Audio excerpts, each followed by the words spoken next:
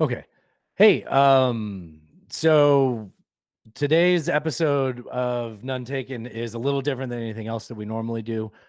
We have, first of all, there's 4 voices. We've never done more than 3 voices. So there's a lot of voices, and we appreciate you being so open-minded to your number of voice partners. And we hope this experience is mutually pleasurable because we had a good time. Wow, that's a strained. Mutually That was pleasurable. a strained. Yeah, it's Yeah, no, we had a great time, and I felt like we actually did a pretty good job of, not talking over each other for the most part, given there were 4 I voices. immediately asked for permission to interrupt you. I will say that. But you said I could, and then Of I course. mostly bit my tongue. So we have 2 guests on. When the show really starts, we kind of act like you know who they are. So just in case you don't, Julian Anthro and Cody from Foxhole are .co. foxhole.co. You've heard Cody before on the show. And if you watch our Instagram, you see us share and collaborate posts with Julian a lot. So Yeah. do you want to talk about Julian? Because that So was you are familiar with him. Julian, former Marine intel guy, also currently an anthropologist. He's worked for the UN. He's written all over the place. And Um, apparently he dabbles in Alzheimer's research. yes, that too. He's flying to London tonight for that. Yeah. So And then the show was a little bit staggered with the guests because of that. We just got him on as quick as we could because his yeah, his timetable had to move forward because of a yeah. flight. And then Cody sticks around and we chat with Cody for like another 45 minutes or an hour even. Yeah, So you guys know and love Cody. He's a former Army intel guy, Pathfinder. We've had him on the show, I don't know, a couple of times. I want to say we've been on his he was show. peak Cody tonight. He was like, this Dude, is what he sounds like when he's around friends. I never felt so close to him as I did today. dude, Cody was on fire tonight. That was amazing. Yeah. You guys are gonna love it. Yep. It was a real honor to have both of these guys on. So Absolutely. I know you guys listen. So when you listen, guys, thank you. I think I thanked you later, but thank you again for coming on. Okay, back to the rest of the audience. Enjoy. Here's the first ever 4 voice episode of None Taken. Enjoy. All right, cool. And Dude, I do think sound, we managed that pretty well. Like oh yeah, yeah. I always am amazed that Brido can have so many people on his panel at one I time. know. But that Uh, is that is his superpower, but it we did is. a good job. We did it. Dude, that was such a fun episode. You know what I think the secret was? I let you do it. No. I'm Dude, not figuring I could do 3 more hours of podcasting right fucking now, but dude. I told Natasha 8:30 and it's I 8:30. know. I I gotta know. go. All All right, right. man. See you All right. tomorrow. Cheers, man. Cheers. Cheers. It was fine. And we're live.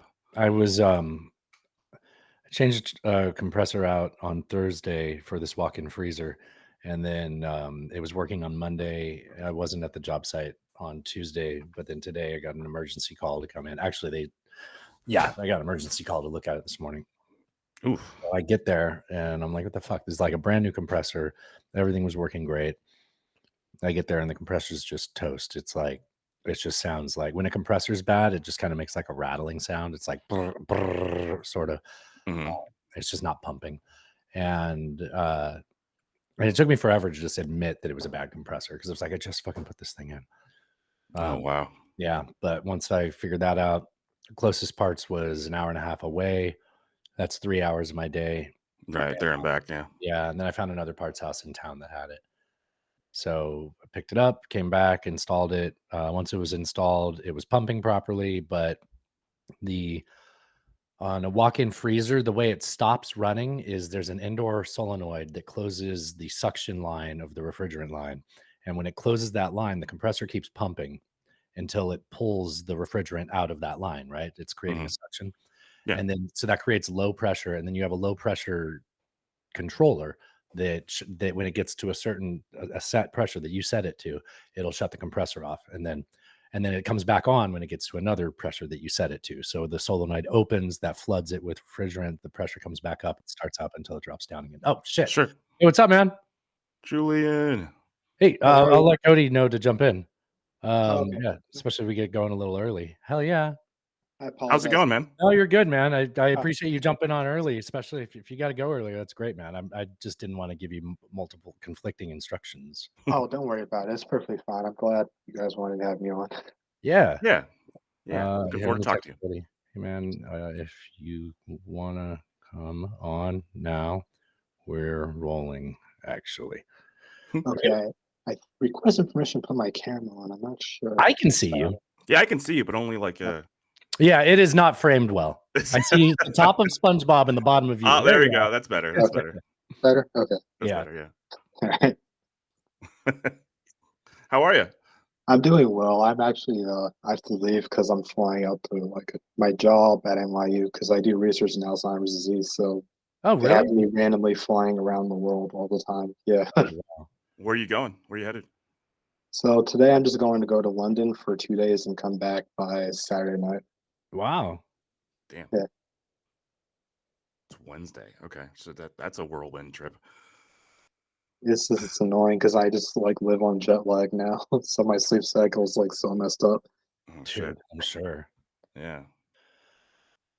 Yeah, I don't know. What got you into Alzheimer's?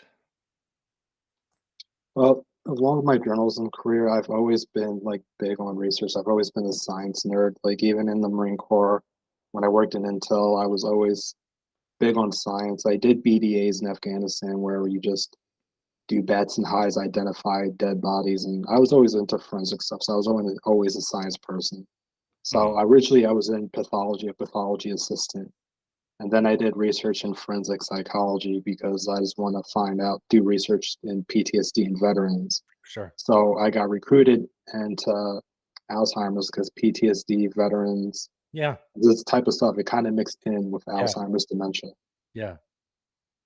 I can see that, especially CTE and that kind of stuff.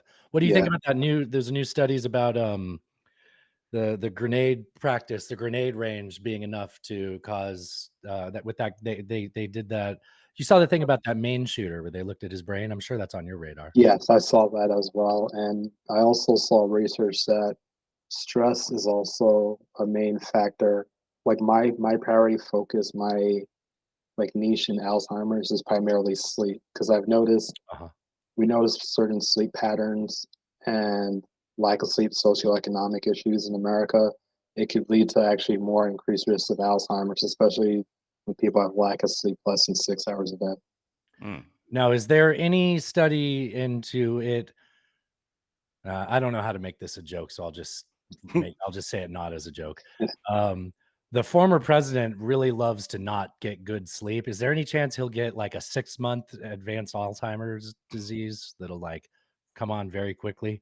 Because Well, I could tell both Biden and Trump they have some form of dementia. It's not as serious, but it could in the future. And jobs like that where congressmen, presidents, they get maybe 4 hours of sleep most of the day. They're highly affected by Alzheimer's disease.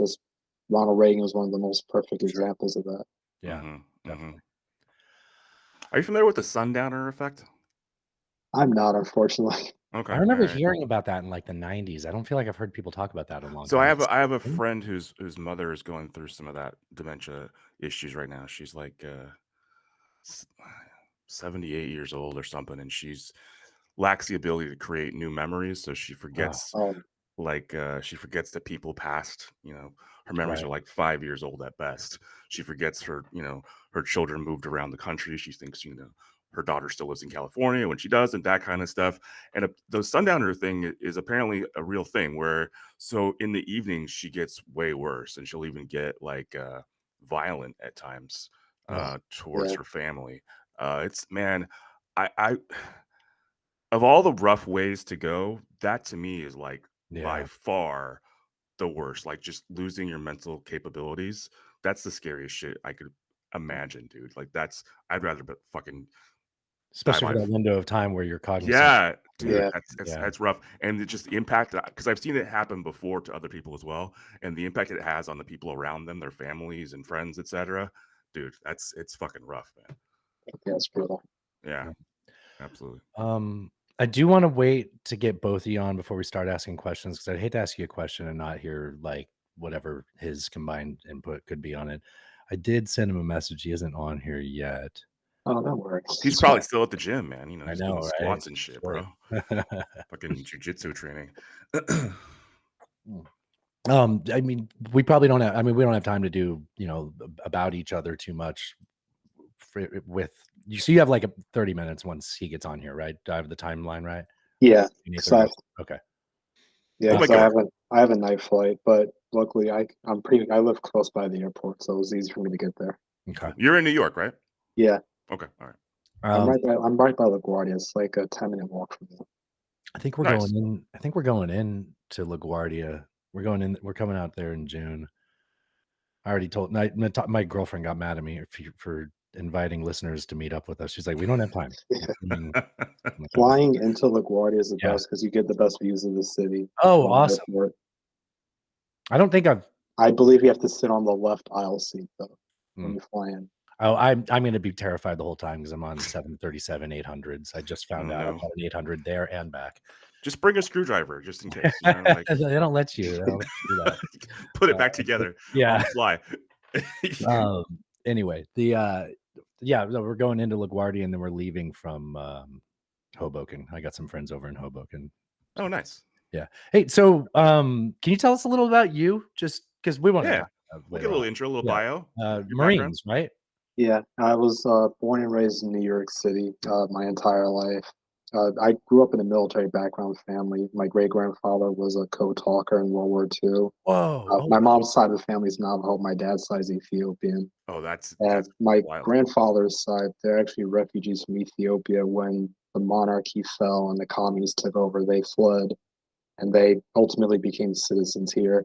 So they met my mom, my grandmother during the civil rights movement, and so that pretty much merged my families together. I decided to join the military just based on it was something I always wanted to do personally because my family always talked like a lot about it. And it just like us Native Americans, we have this national pride to just kind of join the military. So I did. Originally, I wanted to do infantry, but they gave me intel because my ASVAB score was very, very high, and they're like, "No, you're too much of a nerd." So, but luckily they a did. lot of people want to be doing infantry and then get like their arm twisted out of it. That's not. I did not. I'm civilian, born and raised. Oh, yeah. I mean, a lot of people they do want to join infantry, but they're like, but when you realize when you get into the military, there actually is like a lot more billets that transition into the civilian field more so than infantry, unless you want to go contracting or police. Right. Yeah. So, luckily enough for me, working in intelligence, it opened like a whole entire career path for me. I can imagine. And so I did 2 tours. I did the 31st MU, Japan, South Korea, Singapore, Hong Kong, Philippines. I was in South Korea in 2010 when North Korea shelled that isle in South Korea. And Yeah.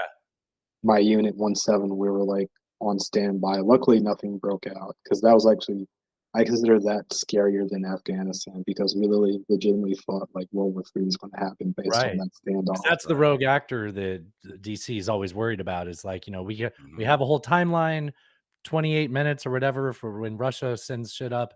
But with North Korea, it's just like something might just show up one day. Like, yeah, like for us, like going to South Korea by the DMZ is like they always tell us like if a war between the North and the South broke out, like about 70 to 80% of the frontline troops of the DMZ would be wiped out within like the first like 10 hours before the US could fully reinforce the South. So me being on the DMZ, I'm like, okay, what the fuck? I guess I'm gonna die or something. man. And I went to Afghanistan in 2012. I was attached to Animal Company because we did advise and assist for the Afghan forces. So it was more advising mission, whereas Baker, Charlie, and Dog Company, that's weapons company, they reformed the Dog Company.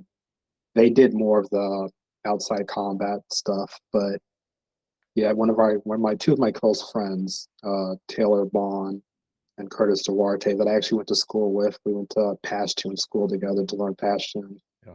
They were both killed there, and their wives. I mean, I still keep in contact with their wives. It's just really depressing what happened. It was just a life lesson, and I think the Afghanistan deployment changed my perspective on life a lot. So that's when I eventually just left the military in 2013, did my undergraduate at Adelphi University, did my graduate in Crete in Greece, and I worked for the UN for a couple of years, and pretty much now I'm at NYU as a researcher. Wow, that's cool. Do you know that Professor Galloway guy? I know it's a big campus, but Yes, I do. oh, That's cool. Can we get him on the That's show? Can you put in a good word? Put in a good word for us, please. Hey, are you still doing the Reflections of War? Are you still doing that? Yes, I am. I'm actually redesigning my website currently. That's why it's not online, but I actually am going to put it online next month. That's cool. Okay. Yeah, I downloaded a PDF about it from some academia source today. Yeah. It was interesting. The tagline is this time the victims will write the history or something like that. Is that? History will be written by the victims. Yeah. Yes, I thought that was very interesting. Can you expound on that? Yeah. So pretty much when I went through my experiences in Afghanistan and just seeing like Afghan civilians die or friends die in the military, it just kind of changed my perspective on life where I just wanted to show both sides of the system pretty much have war because you see something on TV, like a news report saying, oh, like 2 Marines were killed or oh, 10 civilians were killed. It's a tragedy, but it leaves people's heads forever. Now you do a drawing and you don't even put a caption on the drawing. You just do a drawing somewhere, like say I do drawings in Afghanistan or something that happened in Iraq or Syria. I put it in an art display. I get people paying attention. They're like, what is this dead body? What is this message? What does it mean? It sticks in them forever because they want to know more. Yeah. And that's the whole purpose is to get people more involved more in detail so people have an in-depth knowledge of what truly is going on around the world around them. Right. And like communicating through art knows no borders, right? There's no language necessary. You can just Yeah, and I've actually found it easier. It's easier for me to draw out my feelings and talk to a random like therapist that really hasn't like understood the things I've seen. So it's an outlet for you as well. Yeah.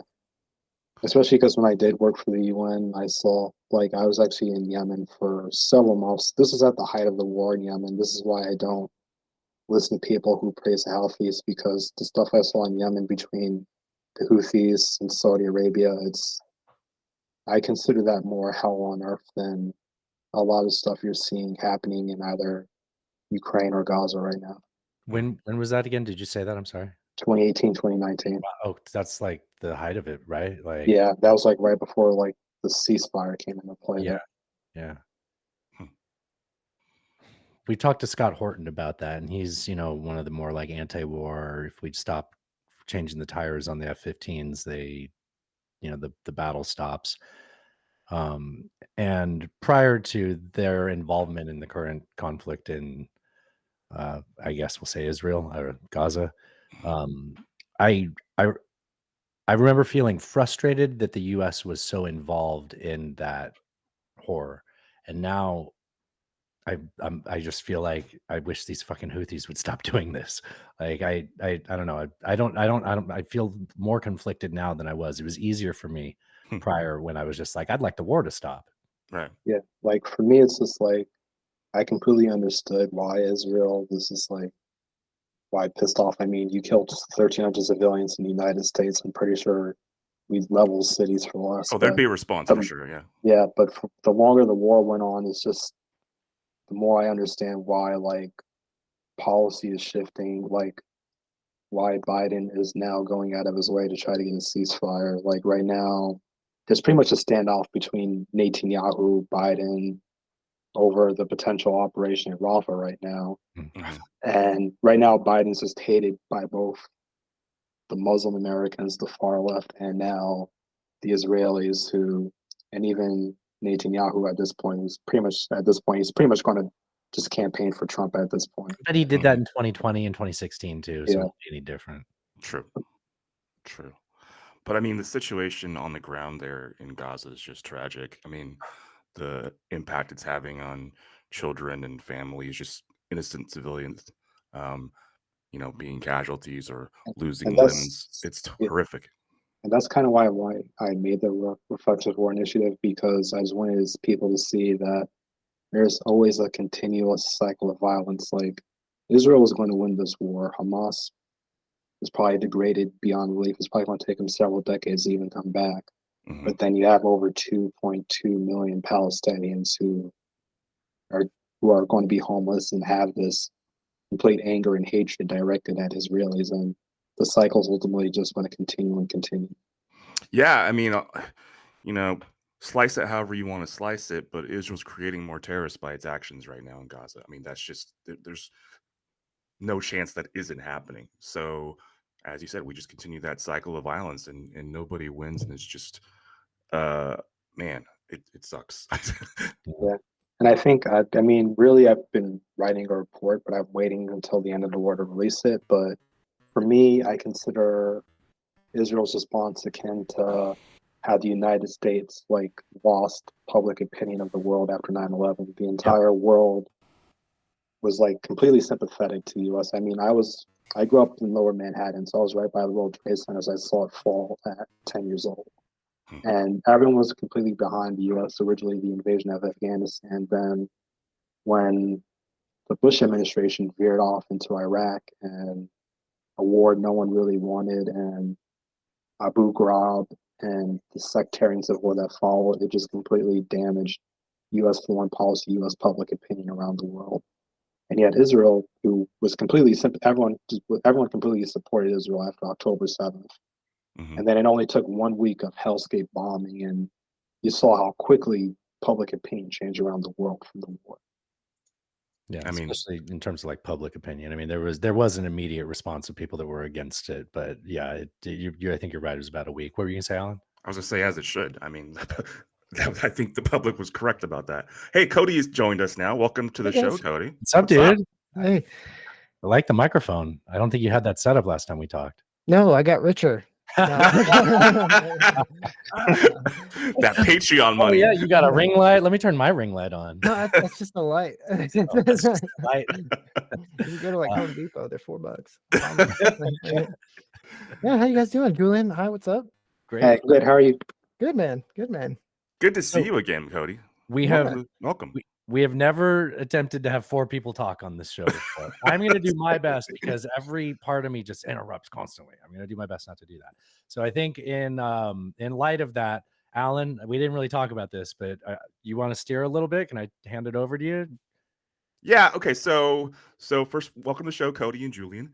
We wanted to have you on because you have a very extensive background in military intelligence, etc. And you have somewhat differing opinions on what's going on with the Russia-Ukraine war. Oh, can I interrupt? Sure. I always like to describe it as Cody is like not like the evil devil on the shoulder, but he's the one that's telling me like why things are not going to work.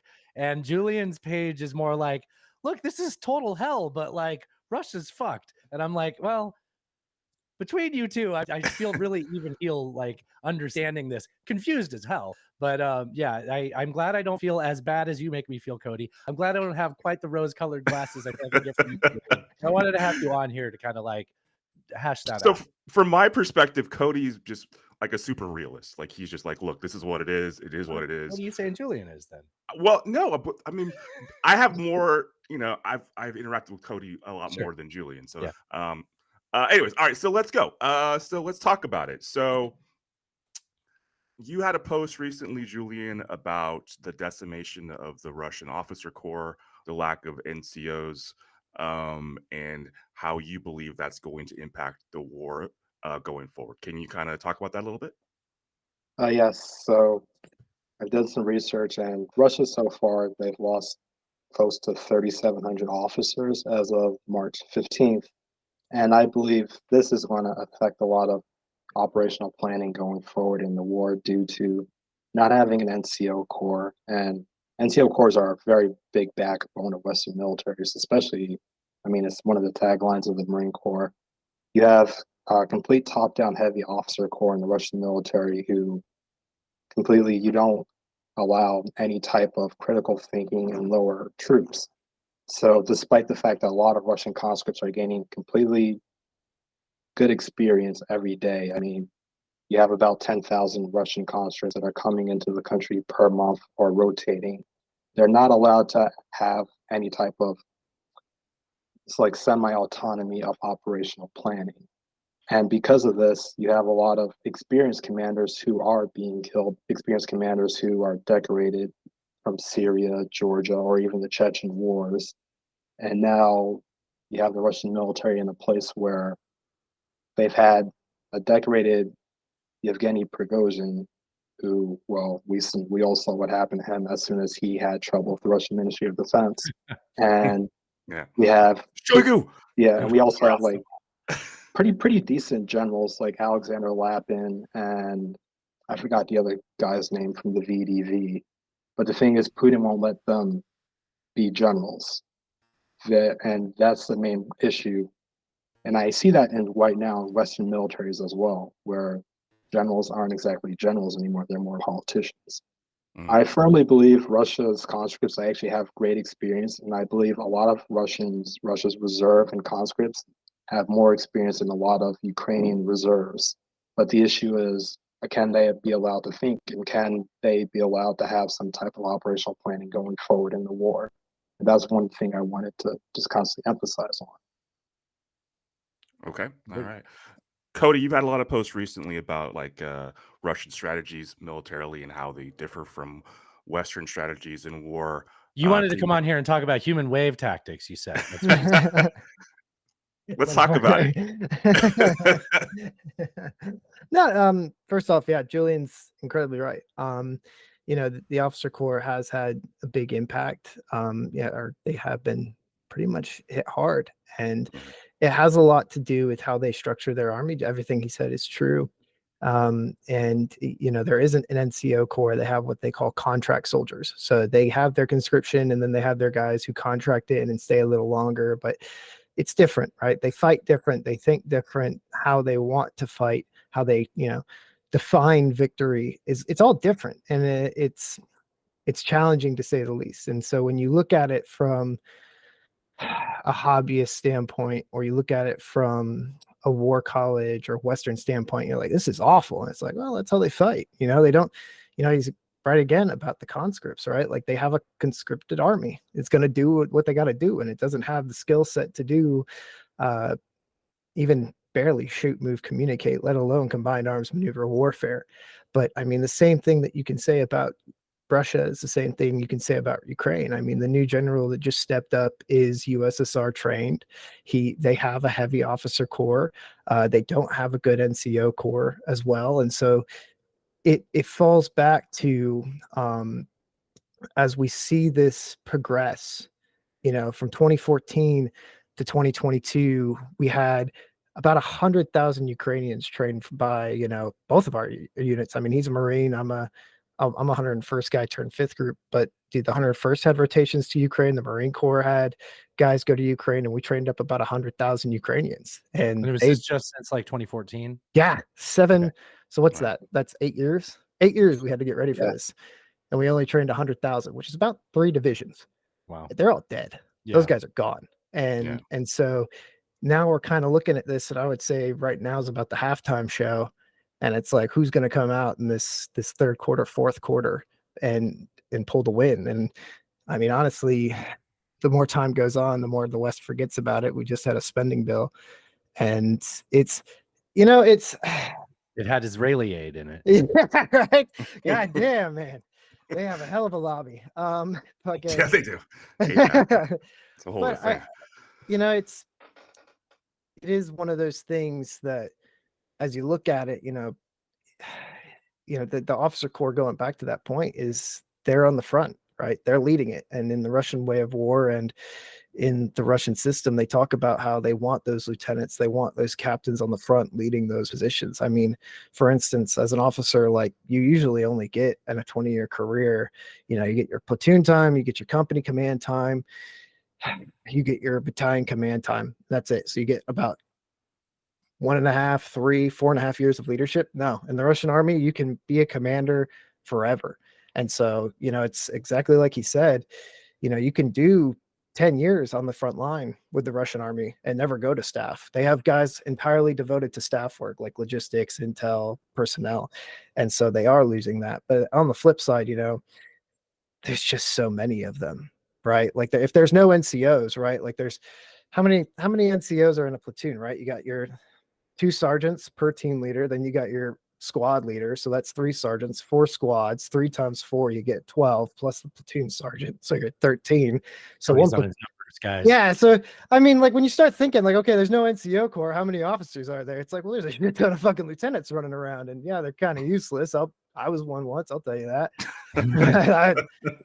I took up a corner and I turned oxygen into carbon dioxide, barely. But I mean, is it kind of the way that you've talked about tanks before on your show, where it's like, yeah, they're blowing up their tanks, but they have so many tanks. God, so many tanks. It's like, at some point, even U.S. Eurocoms, just like, where the fuck are these tanks coming from? Like, yeah, because I believe Russia, they inherited 12,000 from the Soviet Union. That's not counting the existing T-80, T-90s.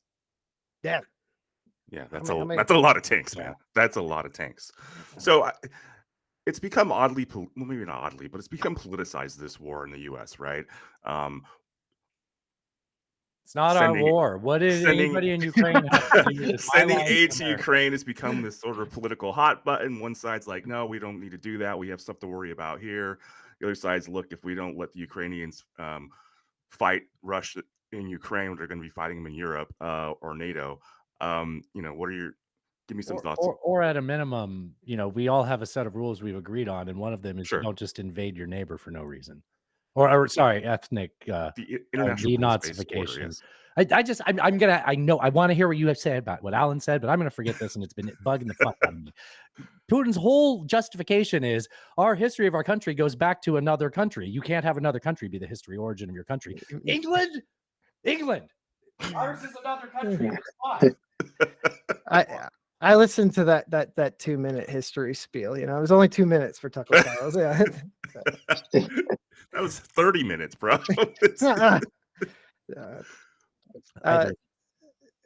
Julian, you want to go first? You want to go to me, then you can retort.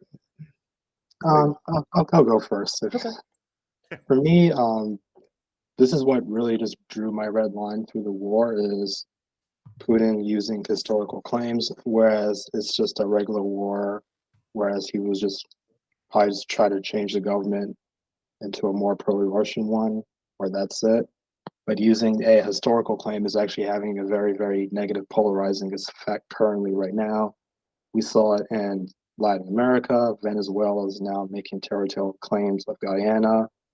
And the South Caucasus, we have Ilham Aliyev emboldened by Western weakness and buying his oil. Now he's pretty much preparing another potential war against Armenia. Armenia right now has an ultimatum to surrender several villages or they face another war in the next few weeks.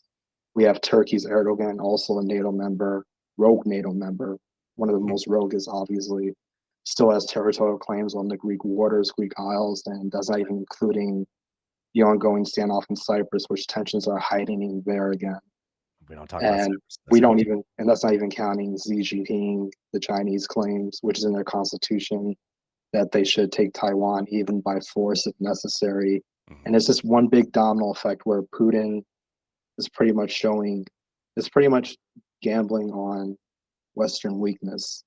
If he's allowed to take any type of territorial historical claim, what's stopping any other person around the world from territorial claims? And I say this as someone of Ethiopian descent on my dad's side. We currently have pretty much a dictator at this point, Abiy Ahmed, in power, who's now using the pretext of historical claims where he wants to have sea access, but our country is very, very poor, sick. We've gone through a genocide. We have no one wants to fight for a madman anymore, and he's just persecuting people using historical claims for his own Oromo clan now. So this is where I think this is a start of something major where Putin's ultimate goal is to collapse the world-based order. It's not really more about Ukraine. It's showing the world that he could collapse a world-based order and no one's going to stop him. And when his other allies or affiliates see that around the world, they're going to act in the same way. Julian, I sent you a clip of Peter Zion the other day, and you're like, I've never heard of this guy in my life. I'm like, you sound like you, and I know me and Cody have talked about Peter Zion and this rules-based order and deglobalization, and Cody, that sounds like something I've heard you say. Yeah. I mean, it sounds weird, right? To use historical ties, especially to Westerners and especially to Americans, right? To sit there and be like, his excuses, Ukraine, what does the word Ukraine even mean, right? Like it's the land between. It's the what's Ruth. it's theirs. And and at the same point he sits there and he says, you can take it one step further. What's a Cossack? The Ukrainians all say they're Cossacks. We're Cossacks. And it's like, well, the Cossacks were a group of people that had an agreement with the Russian government to guard the borders. So it literally means like they're sitting there like, we're Cossacks and Ukrainians. It's like you're literally saying and playing into the historical tie of it. And it's like, well, damn it. And it's but to go back to the main point, it's these historical ties, it means something to them. It means a lot to them, right? I mean, Iranians don't see themselves as Iranians. They're the Persian Empire. The Turks are the Ottomans, right? Like we're the guys, right? We puff out our chests and we do that stuff. I mean, even if you ask an Afghani, they'll tell you like we defeated the British in the 16th century, just for generations. We defeated the Russians and we'll defeat you too. And it's like, history means a lot to them. And for us, it's like, well, okay, that doesn't really, that's not a good, but to the Russian people, it means a lot. It means everything to them to have that back. And, Peter Zion talks about it, and, he's a great guy as far as like economics and diplomacy when you look at campaign planning. But the paper, right? Like, yeah. And so it's just like there's some tactical and strategic stuff going on there, but you got to play to the 5th generation warfare, the heart, the mind, the body, the soul, the psyops. And it's funny because when you look at the Russians and you ask them, is Putin a dictator? Is he any of these things? And they're like, if we didn't have a Putin, we'd probably have to make one, right? Like Putin's a cultural representation of who they are. And he's telling them like, this is our historical ties to that land. This is ours and we will take it. And you look at the other side, the Ukrainians, what is their soul? What is their mind? Kiev's a party zone. Lviv's a party zone. Odessa's a beach party. The guys on the line are fighting for their own reasons. They're home. And so it just kind of boils down to, it looks kind of funny in our eyes, but to them, it's like, this is why they do what they do. And they're serious about that and they'll fight you. I mean, it's like a Serb and, kebab. I mean, like Julian posted it. It's summertime, it's the Serbs are coming out for the kebab, it's just who we are. I'm ridiculous. Can you make the argument for why the U.S. should continue to support Ukraine in this war? Either. Well, for me personally, Julian, your I know you can't see your camera. Can you tilt it up just a little? Oh, I'm sorry. Oh, you're good. Very good. Very good. Okay. For me personally, it's just sending a message to other dictators, Ilham Aliyev, Tayyip Erdogan, Kim Jong-un, and Xi Jinping, because because even though we have a mutual defense pact with like countries such as Taiwan, Philippines, Japan, they're still going to think that, well, if U.S. doesn't give their word to a country that they're going to support them until whatever it takes, why can't we just push into one village? Let's just push into a village, see how the U.S. reacts, fly over their airspace, see how the U.S. reacts. And we're seeing this almost every day. Like I pretty much specialize in the Mediterranean. We see it almost every day. We tell Erdogan to stop. We're going to cut their economy. We're going to sanction them. And almost about 10, 20 times a day, we have Turkish aircraft still flying over the Aegean Isles. And here in Russia, believe it, Russia, they do, like Cody is right. Russia has a very, very strong national ties. Everyone there is rallying behind Putin because he's showing them that they could potentially have an empire come back. But at the same time, when Putin says that empire, he's not just talking about Ukraine as well, because ultimately it's sending a message to countries such as Poland, Romania, Moldova, and even the Baltics are pushing their red lines, because to them, they have PTSD, generational PTSD of the Russian Empire means that they're eventually going to have a showdown with them. So our fellow NATO members are seeing, well, if the U.S. is unreliable throughout whatever it takes, when can we trust the U.S.? And I wanted to highlight those countries because Poland, Romania, the Baltics, they are one of the very few NATO countries that actually meet requirement spending, and they've actually been sending a lot of weaponry to Ukraine compared to more of the Western European counterparts who don't really truly understand the culture of Eastern Europe, and that's a major thing, a major conflict going on in NATO right now. That I honestly, one of the few things I do agree with Trump about. Just on that subject, if you don't mind, I don't know if you wanted to respond to that, Cody, but what the fuck's France doing?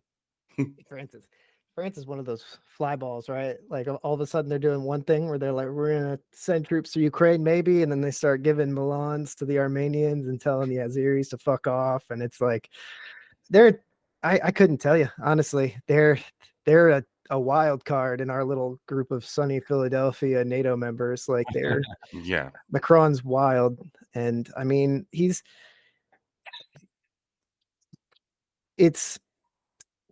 but to go back to what Julian's talking about here, like I served with JKW, which is the Polish special operations in Kandahar, as well as the Lithuanians. Love those guys, and they all have their isms together. Like whoever put the Polish and the Lithuanians on the same base in the American military needs to just get fired because they hate each other, but they'll work together in a pinch if you persuade them. But I mean, it's same thing with Ukraine, right? Like it's not that they're pro-Ukrainian, like there's Polish farmers ready to beat the shit out of Ukrainian farmers right now and all these things going on, but they just hate Russians more than anything. And the passionate emotional side of me says, yeah, I mean, look, guys, I spent a couple months standing up a training camp in Ukraine, helping those guys. I've sent tons and tons of, like, literally 2 tons worth of extra army equipment to Ukraine and done incredible things for those guys. And I know at the end of the day, though, they're a partner force, right? If you're not a NATO ally, if you're not a certified contract in hand, like the United States government will come here. And then I know, you could bring up the Belfast agreements and we could talk about that, but it's like, if you're not an ally on a piece of paper with the United States, the worst thing that could ever happen is the CIA show up your doorstep, because we are going to use you, we are going to abuse you, and we are going to put you on the bench with the South Vietnamese. We're going to put you there with the Afghanis. We're going to put you there with the Kurds, who always love to see us for some reason, but we're going to use you. We're going to abuse you. And then we're going to put a Chinook on the embassy and we're going to run away. Right. I mean, one of the first rules in Army Special Forces, we train those guys, we equip them, and we go out, we do missions with them. But I mean, the Green Berets in 5th Group, there were guys who'd stayed 30 years and abandoned the Kurds more than twice. And so it's like, they tell you all the time, don't fall in love with the partner force. And it sucks to say it, but like, Ukraine's our partner force. We're going to use them. We're going to abuse them. And then if they win, hey, BlackRock bought your country. Enjoy that high interest loan. We're out of here, baby. And if they lose, it's like, that happens, whatever. But we did kill X amount of Russians. And so, that I will say that is a win on the scoreboard. Kill a shit ton of Russians for us. But yeah. The Russians always seem to have more bodies to throw into the fight, though. It's like yeah, and I'm actually going to bring up this point because it's actually a criticism I've had of Ukraine that I actually did write on a previous article, that Ukraine should have been mobilizing, even though Ukraine does monthly conscription. They should have mobilized last year, and they should, at minimum, in 2024, mobilize at least 400,000 to 500,000 men. The RADA has to pass this, because a major problem I'm seeing on the battlefield personally is that Ukraine has a lot of very, very professional, disciplined units, but these units aren't getting rotated, so they're exhausted. And this is what happened in Avdiivka, where Russia just saw some of Ukraine's best troops, like they could hold the line, but Russia just constantly sent fresh conscripts over and over and over. And the Avdiivka units, they were never rotated. So a lot of them were just eventually overwhelmed by superior numbers and the shell shortage that ultimately happened because Europe never met their shell allocations. The US stopped sending money. And that ultimately led to the disaster at Avdiivka, which could have held. I mean, I wrote an article that in November that was ultimately going to fall sometime in February, March. But I didn't expect it to fall in the way that it fell. But yeah, that's what I think Ukraine has to at least mobilize 400,000 or 500,000 men and put emphasis on training. Because I'm seeing a lot of units are very, very undisciplined. Rob Lee wrote about this is that a lot of frontline units, even though they're very, very strong and professional, behind them there was like no defensive barriers or lines. And that's why like after Bakhmut fell, Russia and Wagner, they were very able to consolidate that area. So when General Sersky of Ukraine tried to counterattack over the summer, it went nowhere because they were able to solidify the lines because Ukraine had no defensive line, so it was easier for them to prepare and dig in. How did you think Avdiivka was going to fall? Me personally, I knew ultimately due to Russia's sheer numbers because in the winter, Ukraine pretty much doesn't, they should put an emphasis on more conscripting more men or mobilization, but they don't do this in the winter. They only do it in the summer months. So a lot of brigades are still being held back around the Kyiv, Lviv, or Odessa area. So a lot of the Donbass frontline or Donbass Zaporizhzhia frontline units, they're just constantly battered and haven't been rotated in maybe a year or two. And ultimately, exhaustion does kick in warfare. Yeah, there's a there's a lot of things going on, and he mentioned something that I agree with, and it's that, and I agree with it, and I would emphasize it even more, and I would say he said that generals are politicians, right? And I would say like, yeah, they are, and they have to be, because they have to bridge the gap between the Congress or the government to the troops, and they're kind of the mouthpiece to that. And as most of them just get caught up in the politics and get a nice job at Raytheon later on. But so, but there's all these mistakes happening, and there's all these things happening in Ukraine, and it just, the realist, obviously, but it's, Ukraine's kind of stuck between a rock and a hard place, right? Like if they sit there and they do a mobilization of 400, 500,000, which should have been the right play. Obviously, I mean, I'm agreeing 100%. Should it have been the right move, because then they would have fresh troops that are trained, equipped, and ready now, but they aren't. And the reason being, and this is probably why, is politics. Because you had a counteroffensive going on, it wasn't going well, and then all of a sudden you've got Zelensky coming up there on the stage like, hey, I'm gonna need about 500,000 more young men. And it's like, well, what the fuck, bro? And it sends the bad message. And that's the same reason why I'm starting to see some Eastern Front World War II isms go on here. It's like Avdiivka, Bakhmut. It's like, we can't lose this city. This is a fortress city, right? And it's mainly due to the line. The line can't move. We need the line to stay, to show we're winning and get more aid from Washington. And so it's kind of this plug and play. And I've heard rumors that's the reason they changed the commander of the armed forces, was because he was like, no, we need to pull out. We need to reset lines. We need to redo all these things, or else we are going to get fucked. And, the rumor from the guys over in Mozart Group who disbanded a year ago, but they were saying like, no, apparently it's like direct from Zelensky, like, you will stay, you will fight. We need the FLOT, the forward line of troops, not to move, because if we start losing, we're gonna start losing aid from Washington. All the Americans are gonna see we're losing in Ukraine, and they're gonna stop sending aid, and they're gonna stop sending supplies. And so it was a little bit of a political move as well. And I think that's what's happening, is there's a lot of, we do this or do we do that? Well, so if it's all just more war seems to be the options that are on the table, how does it end? And Julian, I kind of recognize the time. If you had something else you wanted to say first, jump in with that, of course. But how if more war is what is basically the solutions that America is offering, and Ukraine is saying, how does it end? Like, is there an end? For me, I've just been analyzing a potential timeline. Ideally, me personally, Ukraine should no longer go on the offensive in 2024. Everything should be defensive, mobilize, prepare you, train your troops, do reconnaissance on Russian weak points. Me personally, I think Luhansk or Kherson would be much better than Zaporizhzhia. And you should prepare a potential offensive in 2025, early 2025, in that winter months between January, February, before the mud season starts, March, April. Now, Ukraine has to play very, very smart in 2024.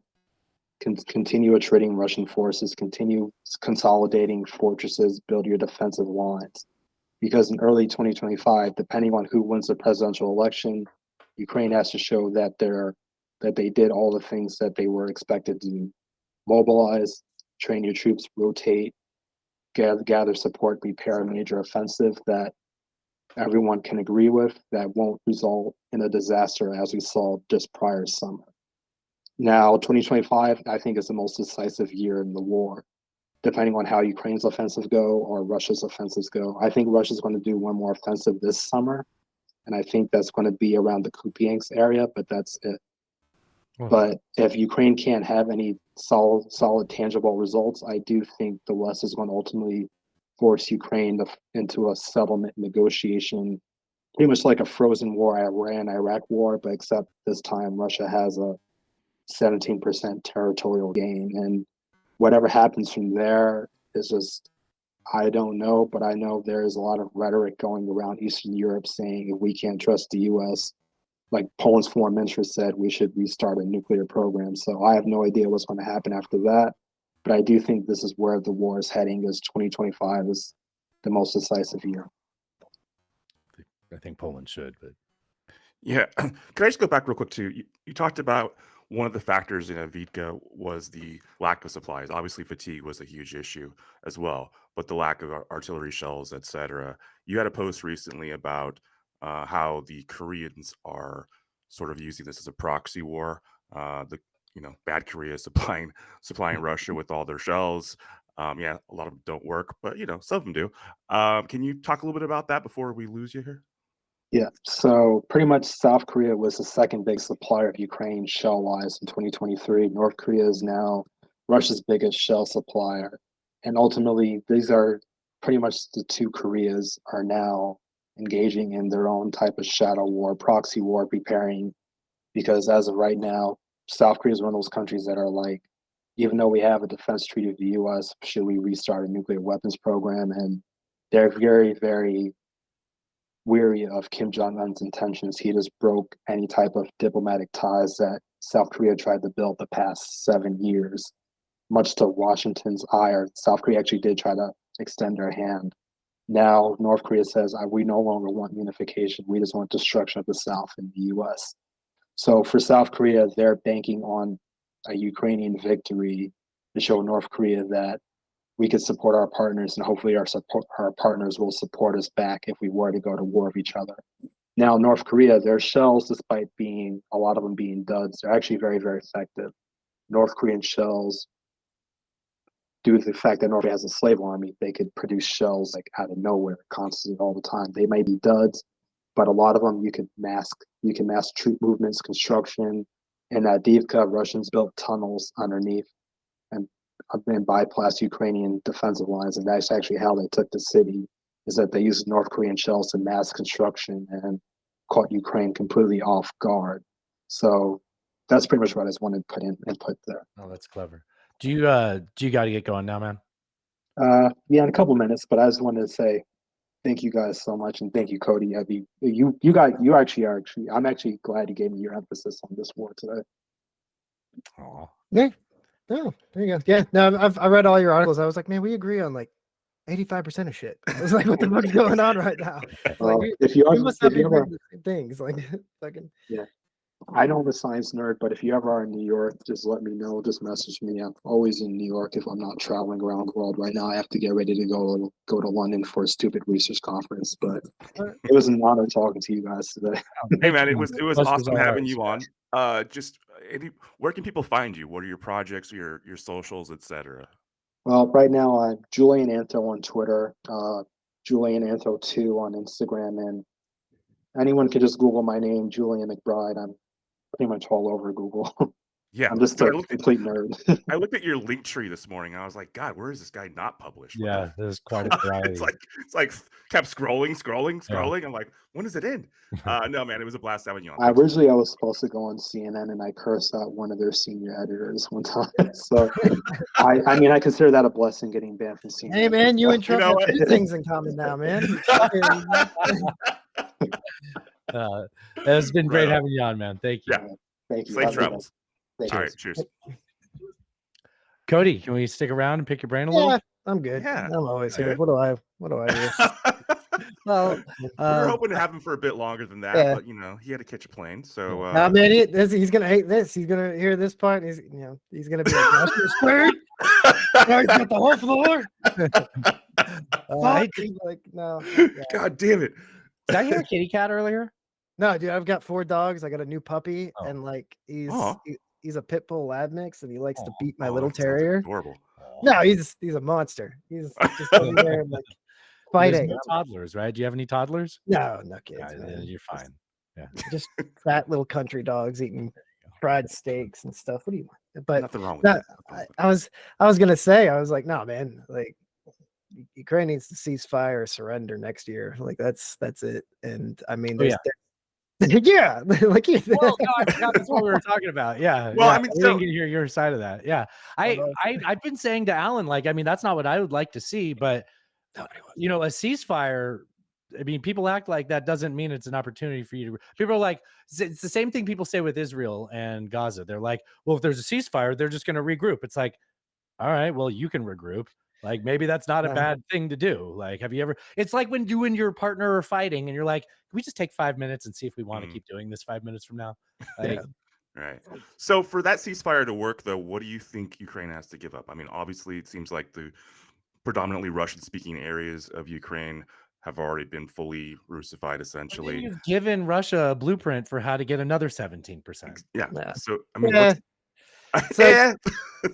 the big thing is like, obviously the Belfast Agreement goes out the window, right? So Ukraine, that whole, you get rid of your nukes, we can do our own thing, and nobody will invade you. And if you look at Section 3 of the Belfast Agreement, it says no economic coercion. Which means you can't sit there as Ukraine. So the Belfast Agreement is, for those that don't know, Ukraine gave up its nukes. The US and Russia said nobody will invade you. You have complete autonomy and all this stuff. But if you look at the 94 Belfast, post the USSR collapse. Yeah. And so Section 3 says, hey, no economic coercion from anybody. Like Russia will not come in and nobody from the West will come in, which is exactly what the 2014 color revolution was about, right? Like EU coming in and all that stuff. So this is Russian thinking, right? This isn't my thinking. This is Russia thinking. So it's like, okay, obviously that goes out the door. You have to give Russia all that property that they took, and then you have to give them whatever else they want. And then you have to agree to it, and everybody's got to recognize it, because one of the things it's going to be poison pilled, like Minsk 2 was, where it was just like, you're going to do something that won't abide by it, so we won't, and then you're going to accuse us of not abiding by it. So I'm under the impression that the real reason that Putin does the things that he does is to keep NATO away, because there's a clause within NATO that says you can't have any territorial disputes. You guys need to read up on your, spend some time in synagogue like your boy here, and learn some law. Say that again. I would say that again. He's leveraging the no territorial disputes part, is what you're saying? Yeah. So in order to join NATO, you can't have a territorial dispute. That's hilarious. He's like, he's just like, just comes in, takes like 1 kilometer. He's like, you willing to die for this? And they're like, that's honestly like, that's not even that profound. I mean, it is, don't get me wrong. I'm upset I didn't think of it before, but that's like blatantly what's happening. It's literally your brother coming into your room, ripping a nasty fart and going, what are you going to do about it? And then when you smack him, like, this is why I did this, because you're an asshole. That's Putin. And that's what he's doing. And so in order to beat that, you just say, hey, you know what? Everything you have, that's yours. Here's another 50 kilometers. That's a DMZ. It's all yours. That is Russian. And then you say, this is Ukraine. And everybody goes, yeah. And then you turn around and you sign a NATO agreement. And you say, I'm in NATO now, but you have to give that up. You know what? Right. I think everybody could stomach that, honestly. Ukraine's would that be an existential risk for Zelensky politically, though, if he did that? Yeah, he's done for. He doesn't survive that, right? Hey, I lost. That's like being the divorce lawyer. Like, hey, man, right? I lost the house. I lost the cars, but you got the vacation home. Like, what the fuck am I supposed to do in Tampa? Like, strip clubs. So, yeah, it's not good, and it's political suicide. But it's like one of those things. Like, somebody has to make that hard call. And he's also, I mean, if he has an election against Budanov, is he the Intel guy? Yeah. Bubble Chin. He's got that. Yeah. He probably lives. He's kind of goofy because I get to talk to by a lot of the guys I made friends with over there because you stand up like a little training camp, you make a bunch of friends, but they're like, this Budanev guy, what do you think of him? I'm like, he's kind of a goober, and they're like, yeah, he is. Wait, but this is talking about him years ago or recently? No, now. So Budanev is like the Intel, the Yeah. soft lead, and everyone's like, man, he's a genius. This guy's a genius. He was trained by the CIA. There's a specific unit. It's like 22 something, and it's on the wiki page. And on one of his missions, it catastrophically failed. He got beat up by Spetsnaz, and he had to run away. And he never did cool things again like that. And so operationally, he's like their Mark Wahlberg. I mean, or Lone Survivor, or whatever that guy. Yeah. So you're saying he's become risk averse? Is that what you're? No, he's better He's better. He's a CIA puppet strategically, though, right? Like, but hey, you know what? Hey, I love that we worked our way around to that because now I'm like, you know what? Budanev might get elected, right? Now, he's a CIA puppet, but he'll run and he'll get elected. Yeah, that's right. That's actually that all makes a lot more sense. That now. makes way more sense. Telling me the CIA puppet makes it more likely he'll be the right. Yeah. Tell me how a Ukrainian soft unit goes to Africa and kills Wagner soft. I'll wait. How? Here's a question I meant to ask you guys. So, like, he's talking about shells being when you talk about Korea, you don't want to get your R's and L's mixed up. That was unintentional. He's talking about shells being supplied by that's actually the punchline in one of my favorite jokes that I can't tell anymore. The punchline is supplies. So they were getting shells supplied by both Koreas on both sides of this war. We've got U.S. Western support, everything. I mean, they're fighting in the Sahel. It certainly sounds like World War III. The Middle East is on fire and they're influencing each other. Like, you can't, like, why do we not call it that? Because just then my Nvidia stocks would go down and everyone would freak out. You can't have that. And then everyone would start going to the doctor and getting antidepressants and really not want to go to the mill. But you can't do that. And I mean, like I was telling, and I really wish Julian had stayed because we could have more time to talk about it. But it's that it's the rock and a hard place, right? Like if you go from like, this is like a PTSD indicator, right? If somebody pulls their car in front of you, you don't immediately pull your gun and start, pointing at him in front of his face, right? You don't go 0 to 10.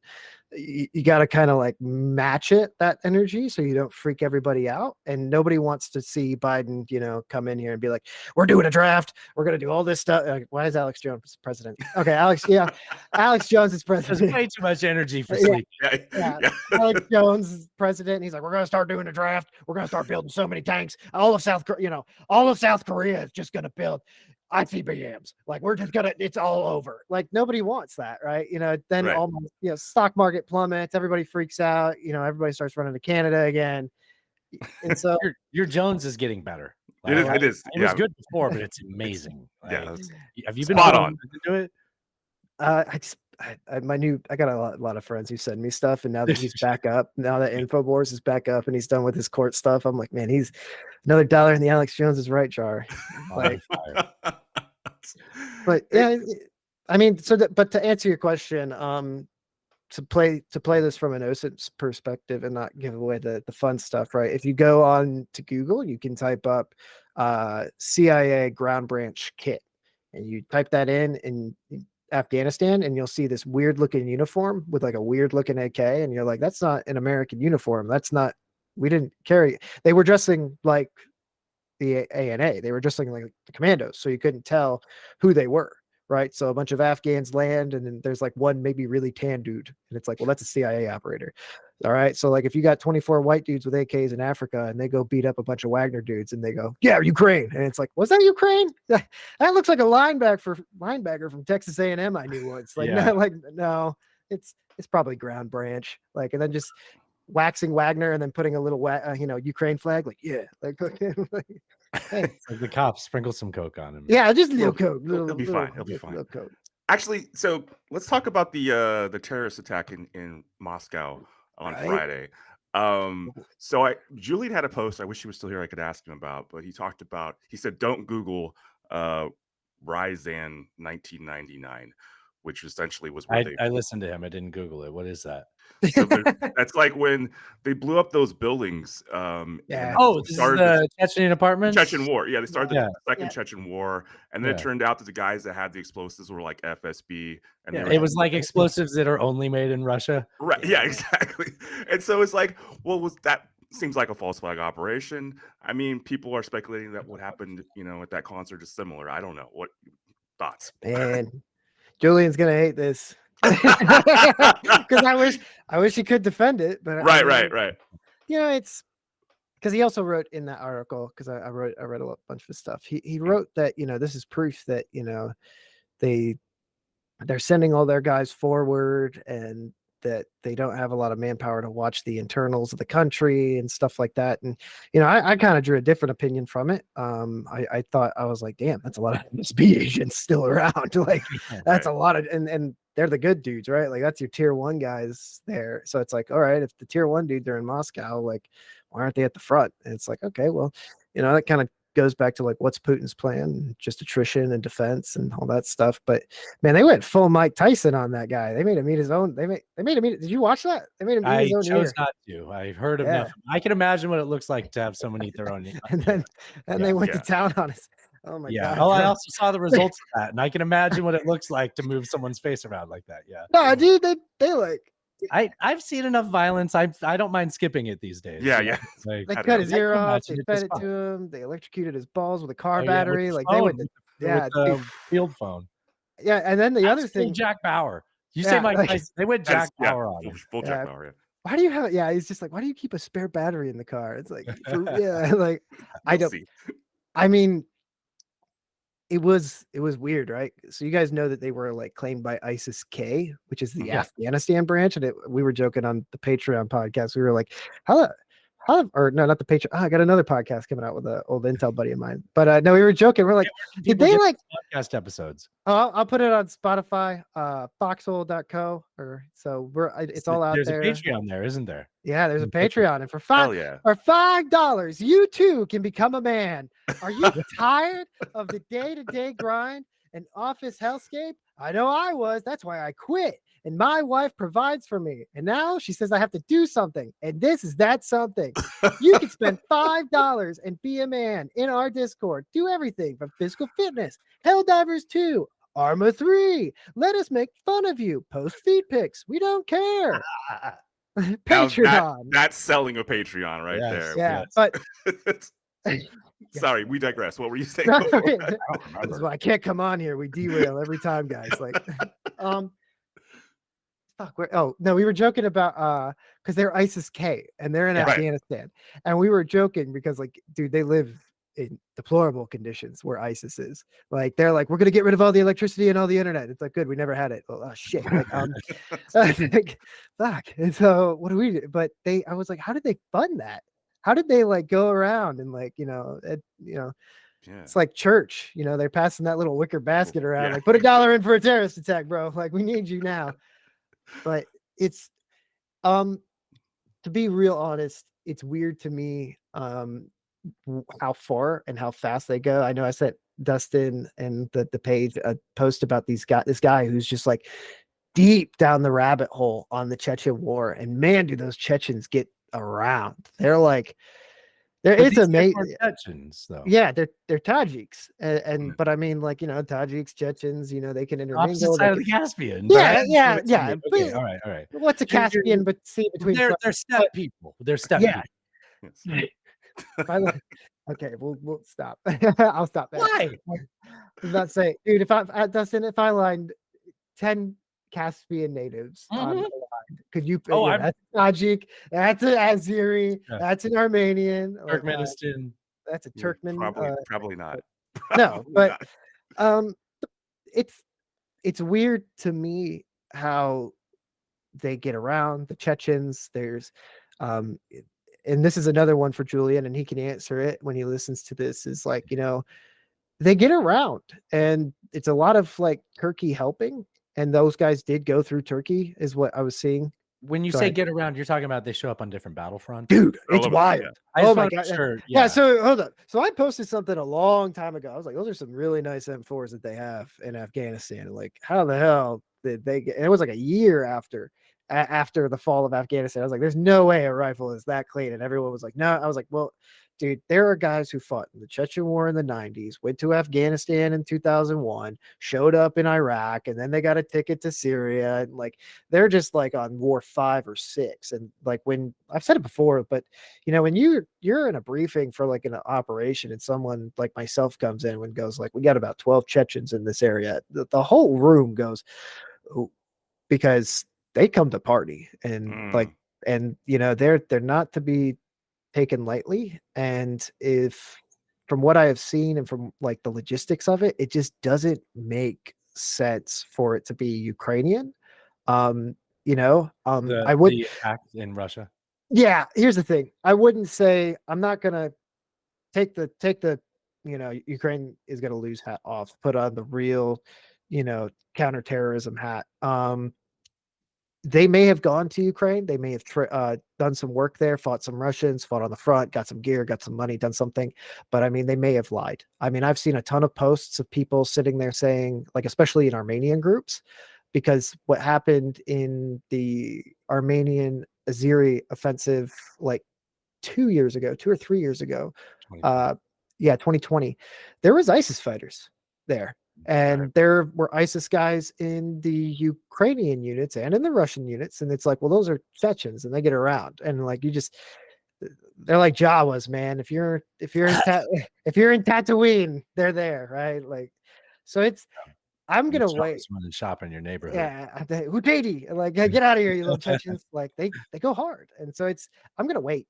I'm gonna wait. I'm gonna see how it goes and let everybody talk. And I think the US knows where they came from because they warned Russia in 48 hours ahead of time. And they're like, no, nerd, I'm not gonna fall for that one. Talk about that more, because as a news consumer that feels informed, I knew when the US warned them because I saw it get told like a couple weeks before, and then I didn't recognize that there was like a short-term update.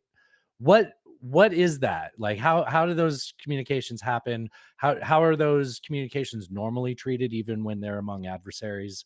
They're tense. So for instance, there was the incident with Fifth Group and Wagner in northern Syria, and that was a ballsy call by the command team of Fifth Special Forces Group to be like, hey, you know, they called the Russian counterpart in the area. We have agreements, and they are tense. Like the whole Tower 22 incident where those soldiers died, that was literally so. Like, we had an agreement with the Russians. We're like, hey, we're going to stay X amount of kilometers from you. And what they did is they crossed all the way across Syria with the Tiger Group, the Tiger Battalion, the Syrian Special Forces mech unit. They crossed across Syria and then they cut us off, the Free Syrian Army.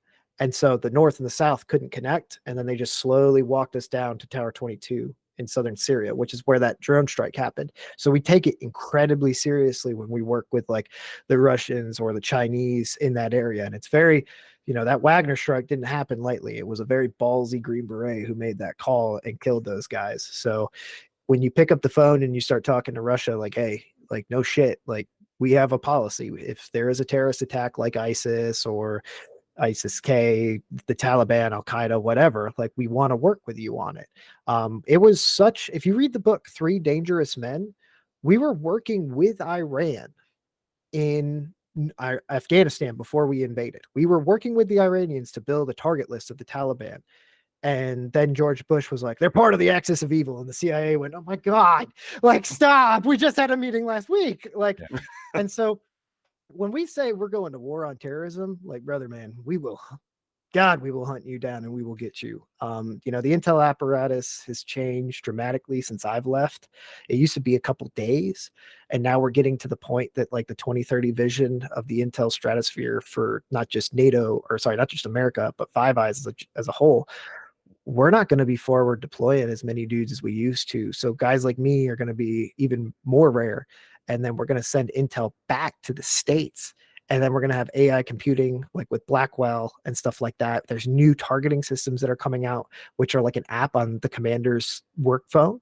So from going to briefings and stuff like that, it'll literally be an app on the phone, and some general will go, yeah, that looks good, kill that guy. And then some drone will smoke a dude, and guys like me are going to be sitting back here in like Scorpion gamer chairs, like, yeah, like, got him. So kind of like reviewing images that the AI brings to your attention, even, right? Like pretty, because it identifies targets essentially, right? No, so what we're looking at is like, so we're cutting the Intel processing power by 2/3. So 1/3 will go forward, and then the other 2/3 will stay back behind. And then those AI computing chips like Blackwell and these systems of AI of targeting, like this, just data soaking. It's just so much, like when you see like things about China and they have like weeks and weeks and weeks of data, somebody's got to go through that. And there used to be like enlisted Intel guys who would go through that or collect that stuff. We'd bring it all together, and then we'd read about it, talk about it, and then we brief it and do it. So now it's just going to be like, we take that job very seriously, counterterrorism. And we're so serious about it. Like we saw, like, we'll tell Russia, like, hey, you're about to get smoked if you don't do this. Like, here's what we have. Like, here's what we're looking at. This is ISIS-K in your backyard. They're about to attack you. And Russia said, no, you're a liar. And there was a really good college humor or YouTube video, but it's like the TSA is a joke. Yeah. And it's like, it's just the idea that the TSA is just like that we are a security apparatus, when in reality, it's the intelligence infrastructure like the NSA, the FBI, all those guys that are working around the clock to nab you and grab you. It's not the TSA that's going to get you. 9 times out of 10, it's going to be the FBI. For sharing stuff on your Minecraft Discord, you bastards. No, God damn it. I have a couple questions about modern warfare. Like, how much? It was the best one. Yeah. It was the best one. God, you got me thinking about survival. How much have drones changed the way militaries operate? Specifically, I mean, the Ukrainian war, we've seen them on the water, we've seen them, airborne, blowing up ships, blowing up oil refineries, all of that. How big of a deal is that? Is that the newest cutting edge game changer? Shout out to Julian, who just wrote an article about this. God damn, like, you guys lost so much about it. I know. I'll keep pumping him because I read all of his stuff. But no, it's different, and it's not, right? Like, we've been killing people with drones since the invasion of Iraq in 2003, right? We've had drones for a long time. Obama famously loved drones. God, dude, like, dude. But so, short story. My dad was in Syria. He wanted to drop a Moab, which is like it's a huge bomb. It's the biggest non-nuclear bomb. And I remember he's like, yeah, it's the mother of all bombs, in fact.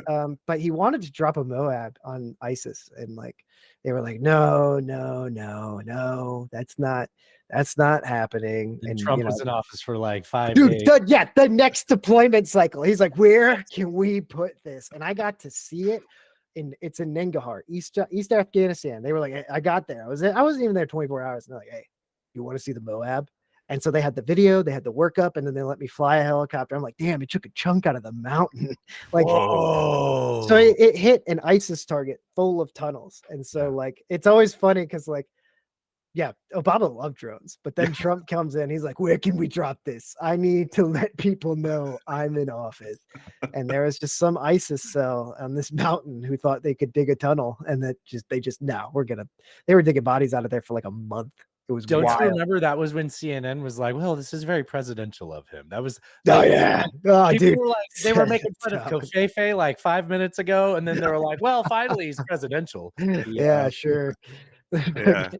I would have firebombed him, but it's all dirt. Like, no, fucking. But drones are getting really personal really quick, right? That's the Phoenix drones, right? The like backpack drone that takes one operator and has like POV. The little helicopter little ones. guys. Yeah. Those just, dude, those is so funny. Like drop grenades with them or something. Yeah. Okay, I know the DJI drones. Yeah. Drones have changed a lot, but they haven't, and that's the thing, right? And so it's a lot of the application of it, though. What do you mean? Well, it seems like, well, I don't know anything, But the huge breakthroughs come from trying to do something in a way that nobody had ever considered before. It seems that they're using them as replacement for artillery since they don't have enough. Yeah. Like, this is what we have. This is what we can use, right? It's more of a source. It came to me in a dream. So the drone program is fun because it takes a lot of things that you wouldn't think about, right? So you've got guys who are going around, they get on the line, they throw the drone up, they got a grenade on it, they hit, they get the fuck out of there. And there's a reason for that, is because Russia has a shit ton of EW. If you look at an order of battle, which is just basically a little chart of those triangles that I put on the page, they have an entire company per brigade. There's 3 brigades in a division, tons of EW everywhere. We have electronic warfare, just to clear. For the listeners, EW, electronic warfare, jammers and stuff like that. Mm-hmm. We have, as far as cyber and EW goes, we got 1 guy per battalion. And so it's like their ability to jam drones, their ability to operate in that environment is mo better. And so they have a thing that they call, like, the new Russian doctrine just came out, and it's called the snow globe. And so as you kind of get in closer to command and control, it gets harder and harder to get into with drones and like electronics and flying. Like the red zone, like your windows get smaller, right? Yeah, like an onion. EW has layers, like an onion. Oh, yeah, parfaits have layers. Yeah. You gotta peel back the layers. Yeah. And so, but drones have changed things in the sense of, like, if you've ever read On Killing, the farther you are away from somebody, it's easier to kill them, right? This is a video game. And, I've done the deed with drones. I've killed people with them, and it's easier. But the thing is that it opens a door for many people who couldn't be soldiers to be soldiers and fly drones.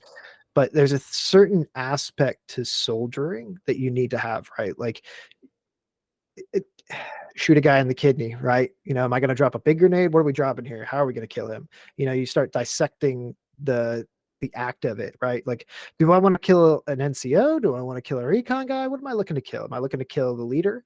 Do I want to wound this guy? What if I hit him with something? I've had that happen. I've wounded a guy with a Hellfire, and they'll look at me like, "Hey, do we want to go grab that guy?" And no, hit him again. And and so it's still an act. It's like snipers. The Marines have this great aspect. It's called a hog. It's hunter of grunt. And so you have to hunt them. And it's a kind of an art form of hunting soldiers, right? You can't just, a lot of guys, are really big into the drones and the drone warfare. But when you start getting up into that levels of, soft level of drones and like killing, like, for instance, the Iranian Secretary of Defense, the Quds Force leader, Soleimani, that's an art. You don't just kill that guy. You got to hit him right where he needs to be, because he will go to houses. He will go, and we used to call it Taliban body armor. They just like sit there. It's like, is that his kid? I don't think so, but he's got a leash on it. You just be flying around with an armed drone watching this dude, and he's just got a kid on a leash. And so you got to wait for him to, I used to have a phrase, everybody poops. Like, he's got to leave that house sometime and go to the outhouse. And when he does, man. So it's changed things. But if you want to be a good drone operator, you still need to be a good soldier, because you need to know how to do the deed and what does it mean, right? Like, what if, is that a tank? What kind of tank is it? Shout out to AFV recognition. But, is that a command tank? You need to know the difference, because if you hit just like Jolly O Blow on the left flank, it's not going to make a difference. But if you kill the commander's tank, that's going to be huge. I mean, there was a drone on his page. It killed a command vehicle. It was an armored command vehicle they spotted. And it's like one of the rarest armored fighting vehicles out there. And it's like, whoa, why was, and if you're a drone operator, you would have looked at it and been like, it looks like a little tank with no gun. But if you know what you're looking for, it's like, oh shit, turn, hit. And so, so there's a whole philosophy to it. Yeah, I get that. Okay. It's an art. It's art, baby. Art. I commented on your that post of yours. You make warfare sound like poetry, dude. I meant that. You really do a good job of explaining that stuff. You're the black science man of war. Right. I always I want that as a T-shirt. I'm like, it's like me as Neil deGrasse Neil deGrasse Tyson. Yeah, Bro, yeah. I want that so We gotta bad. get that in the merch store. There was an article in the New York Times today. Russia amps up online campaign against Ukraine before U.S. elections. So essentially, they're leveraging their resources. Like, I guess the Internet Research Agency is sort of not there anymore after Prigozhin's gone, but they have similar forces within their intelligence community. And they're now trying to sow disinformation about Ukraine to move the public opinion away from supporting that war. How big of a deal does that matter now? Disinformation. I mean, we've been doing it for decades as the U.S. as well, but like, is it a game changer now with social media? Like, is that? Yeah. I remember last time we talked about this, you guys like, I was like, yeah, I've done miso, and you're like, what? It's like, yeah, the psyop cell where we make memes and we fight on Twitter. Yeah, like, wait, what? The fucking yeah, we do that. Oh, dude, we do that all the time. And it's the funniest thing about that is like Prigozhin, when he gave that brief, he had like fucking thumbtacks, and he had like one red needle in New Zealand, and everyone's like, what the fuck does that mean? And it's like, dude, he could have just put that thumbtack there and just like, funsies. That guy's gonna freak out. Yeah. Right. Yeah. So the book, again, Three Dangerous Men, it talks about this. It talks about how what they found, the FBI found, was that the people in doing these cyber attacks, doing these psyop attacks, they just put gasoline on fires of their choice, right? Like if they see something that they like, they're like, oh, that'll really piss off the kids. You ever seen that WK skit where it's like that one teacher keeps, dude, he's like, that'll really piss off the kids. That's all psyops is like, right. If you see somebody like, our beloved Soleimani died, and like, praise be to he, you just comment like, yeah, he really wasn't that good, bro. Like, it's just like, it's just meme pages and trolls. Like, just get it, just stoke it up. I mean, if I did a podcast last night and we talked about this. I was like, if somebody says something and it drives you to think about action, you are being psyoped. You are being influenced through words, and you have to be water off a duck's back. And I've got some. It takes accepting the thought process. Yeah, you have to stop and take a minute and like be like, oh shit, like he's definitely trying to troll me right now. And the Zoomers. Oh my God, I've got some Zoomers in my Discord. I'm like, bro, you just need to go psyops. You make people like just want to throw dinner plates across the room, just through a Discord conversation. Right. And so that's what I would say to people is like, look, they're only going to add fuel to fires, and you make that choice every day on, what is it, Seneca, or like meditations. Like, nothing has any value unless you place that value upon it. Right. It's the idea of like emotional tolerance. And I firmly believe that we're in some type of, America's never been more depressed, and men have low testosterone levels, and everything just feels like shit right now. And I would say to you, yeah, that's the point, right? Like, Jackie Chan now sings like inspirational Chinese military songs. Like, they Toby Keith Jackie Chan. Like, we are at, like, they can't beat us on the battlefield. They have to, the walls of Rome are high and guarded. But whatever is in here is what's going to kill us, and we're susceptible to it. It's a weakness of classical liberal based institutions and a constitutional government. Like, if you have the freedom of X, Y, and Z, you have maximized that at the cost of allowing bullshit in. Well, there's ways to hack that sort of environment, essentially. We're tolerant of bullshit. Right. So, we just say like, no, we'll be smart enough not to let it get us. Whereas they're like, no bullshit, because it ruins everything we're trying to fucking do here. And so it doesn't get them, but they can export it great. Yeah. And I got to publish that episode, but I told them, my buddy who's just sit on pods. You just like record it and just hold it. Yeah, well, I told you, come to the Patreon. No, it's, as that's what you have to do is that's how you beat that. How do you beat the Russian psyops? Well, you don't sit there and bring it up on CNN, and you don't bring it up on like Fox News and say, oh, they influenced the campaign again. There, Trump's backed Clinton this, and like in the book 3 Dangerous Men, it talks about that. It was like, the Russians actually helped the Clinton administration more because they knew it would piss off the Republicans. And once again, that's all psyops is like, who can we really, how can we really piss them off? And I'm telling you, when January 6th happened, Russian psyops teams were probably, everybody gets a promotion, everybody gets a gotcha, and like beat soup for a year. Like that was awesome. They were saying, hey, Mike Pence, fuck yes, like got him. Yeah, so because they don't really care about which side wins or loses. No, as they long just as you want to kill sow each other. discontent. Yeah, and so that's, and I think that you guys are a great example of it. Anybody who discusses things, like if you're a conservative or a liberal, if you're disagreeing on things, and bringing me and Julian on here to talk about things even though we disagree, like that's how you stop it, right? Like on Instagram, me and him disagree, and we disagree about assessments, but it's like that's how you stop the psyop, is you go outside your door and look to your left and right, and you go, my neighbor is actually not that bad. Right. Like I don't. He's like, I'm literally your neighbor. Yeah. So keep doing what you're doing. We have a question from Way here that we should ask before you go.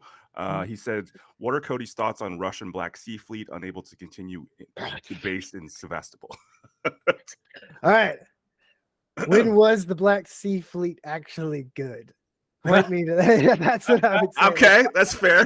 Set up all those mines and had freedom of movement for a short period of time. Dude, if you look at it historically, like the Black Sea Fleet, like it's like this drunken, fucked up rambling. Like the fucking aircraft carrier is like burning coal, and they're like sinking these boats, and they're like, man, we are whooping ass. And it's like nobody has respected the Black Sea Fleet since like Elizabeth, like Queen of, like holy shit, bro. And I mean, here's the other thing, bro. What's his name? Yep. Wait. Wait. Go read Where the Iron Crosses Grow. There's a quote by Hitler where he says the Crimea is the aircraft carrier of the Black Sea. It's a free one. It's a fortress. I mean, if you there's a 18-hour, I'm not gonna Russian documentary about the entire Crimea campaign. It's got mountains in the south. It's got fortresses all over. They can launch attacks into the Romanian oil fields and farther. It's kind of, Putin invaded that first. And if you need, what does Putin think about the Black Sea Fleet? Well, he wasn't fucking betting on them. That's for sure. He took Crimea. He's like, well, just take Crimea. And then if the Black Sea Fleet, like, I mean, they essentially took Crimea bloodlessly. Yeah. Because and that was the weird part, right? And, that happened in 2014. Yeah. And so I was like, I was in college. I was like, that's weird. But then like, here we stand. I'm like, okay, that makes sense. Like you see the Black Sea Fleet doing what it's doing today, and it's like, Jesus, could you not stop like sinking? You remember, did you listen to Carlin back then? Carlin had his Common Sense podcast. Dan Carlin. My favorite Dan Carlin Common Sense episode was poking the Russian bear, and it was 2014. I still have it saved as an MP3. I go back and listen to it every once in a while. It was prescient, and it was a pivot point in history that we didn't take advantage of. I mean, I really wish, once again, Julian, if you're listening, it boils down to we as Americans have to make a choice. And I agree with him, right? Like Putin wants this world where we have nobody to hold us accountable. Nobody does anything, free for all. If we're going to attack Ethiopia, we're going to fight in Ukraine, we're going to fight in Taiwan, we're going to fight everywhere. But we're Americans, God damn it. And so, where's my national anthem? Do you have a button for that? Like, fucking stand up, cocksuckers. We're bringing back TRT Tuesdays. We're not doing fucking NAFO Toonie Tuesdays. We're going to be taking BRDMs from the fucking Czechs.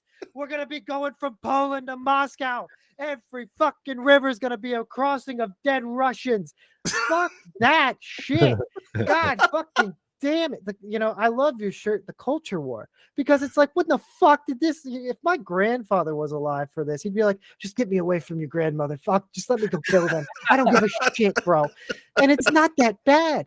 The NATO secretary came up and said, hey, we war gamed it.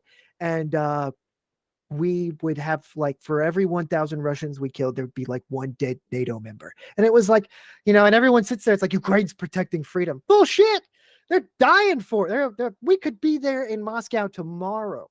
And it's like, okay, well, if we don't want to go to war, what do we do? And, everybody's, and this is the other thing. Republicans sit there and they fucking say that shit like, oh, it's a woke army and all that things. And it's liberal blue-haired soldiers. It's like, I promise you, bring back the shark attacks with the drill sergeants yelling at people, make everybody, and you can do that. You don't even have to be in the military to fix this issue, man. You can be a good American, be a good German, Italian, be whatever. We're the West, God damn it. And they will fucking fear us. Fuck. Like, well, Okay, so only I agree with you 100%. I'm ready to run. I'm getting hyped over here. But what about nukes?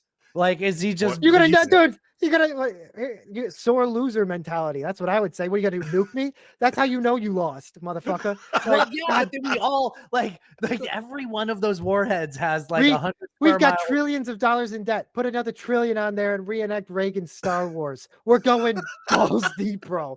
I don't give a fuck. Like, dude, Israel did it. Israel told the whole world, I'm going to war. And everyone's like, well, think about the Palestine war. I'm gonna war from the river to the sea. Like, what? Israel? That's what? All right, now like they don't care, and that's what the fourth and fifth generation warfare is. And when I talk to my co-host Tobin and I talk to anybody, I'm like, that's what I do at Foxhole, right? Like, I talk to everybody, I talk to anyone, but the one thing you're not going to be is like defeatist.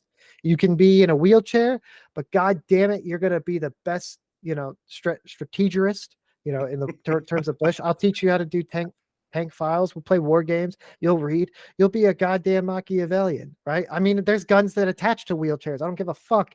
You can guard the radio, dude. Have you seen the governor of Texas? He's got an all-terrain Hot chair. Wheels. He does, yeah. Hell yeah. Like we're you going. Can do anything. Like, no, dude. Like, we're the West. Like, get on. Hey. Yeah. We the West. Yeah. I don't had care. His energy drinks today for sure. Yeah, I know. It's just it's pre-workout. Nah, yeah. This is that American Bald Eagles going through the games. It's 2024. We're so back. The boys are back. That's what 2024 is. Let's go. Trump, Biden, RFK Jr. I don't give a fuck. If we're gonna win, we're gonna stop with this. God, dude, like, I'll post a Dooge meme and we're gonna win the war by raising money for helmets. Fuck that. How much for like a JDAM on a slingshot? How do we kill people? Like, make your grandfather who fought in Nam proud. Let's raise money for a Super Cobra. Let's send him to Jordan. Let's send 122 dudes to the King Abdullah Jordanian Special Operations Complex and make like 120 operators and just murder people. And we'll put them on GoPros and we'll be like, that's what we fund. Fucking, fuck you, Tootie. Like, dude, if we're gonna do it, let's do it. But like, don't sit here and like I hate it. I'm over it. I'm 30 years old. God damn it. Let's get back. We're playing Slipknot and Godsmack. We're going straight to Baghdad again. Everybody's gonna make shitty GWatt videos. That's what the dudes want. They so even Toby Keats made a comeback briefly. Yeah. God bless that American dude. Like, that's what we need. We need a Toby Keith. Like Darius Rucker or somebody needs to wake up. That's the problem. There you go. Darius Rucker anymore. There it is. Like, that's what's wrong with the world today. Yeah. No, I mean, dude, Shane Gillis, he went on SNL and I quote, he said retard and gay. It's back. It's all back. It doesn't matter anymore. Nothing matters anymore. Free speech and freedom. Guns. Yeah. We're done.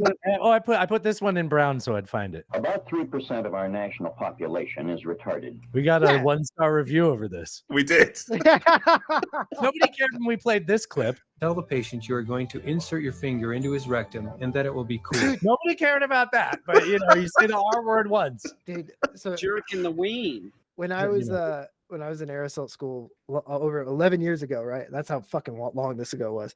We came in from a 6-miler and they had like this bay. So it was like the building you're looking at, and then they had like a little awning, and then there was like a bay where stuff was. They didn't have the fence like covered so you could see into it, and it's like where you did sling loads and stuff. And I'll never forget this as long as I live, because they would take those heat casualties, throw them over there, pull their pants down, stick them in the ass. It was a mass cas, and that's where they got a thermal temperature. And it was like, some NCO just passed me. He was like, "That's what failure looks like, cadet." And it was like, dude's getting a thermometer up the ass. And I was just like, God, like, like that stuck with me for 11 years. That kind of visual you don't forget, I would imagine. Well, yeah, they don't do that anymore, but they don't do that anymore. Let me tell you something. Holy shit, bro. The evil's on the rise. P. Diddy's fucking butts. Epstein's fucking butt. Everybody's fucking wanted to butts ask out there. Julian. Julian, a lifelong New Yorker. Like, what do you think what's about up with Diddy? What the fuck, man? I don't know, but we got to stop it. All that's necessary for evil to flourish is good men do nothing. That's a good point. That's so you know what? We got to get up there, bring that energy back. Everybody, biceps on Tuesdays, Mondays chest, Wednesdays upper body, and Thursdays shoulders. It's all fucking upper body. Fridays are for the clubs. Yeah, I do legs every day. I walk around. I've done legs. Yes. Yeah. Every day's leg day. Carry a backpack. No. So yeah, no more. Yeah, that's how we fix this. We bring the TRT. We put TRT in the water. We stop turning the freaking frogs gay. That actually seems affordable. It actually is. It goes a long way, right? It's like TRT is one of those things where it's like you can't put that in a container that anybody else even touches. Like, yeah.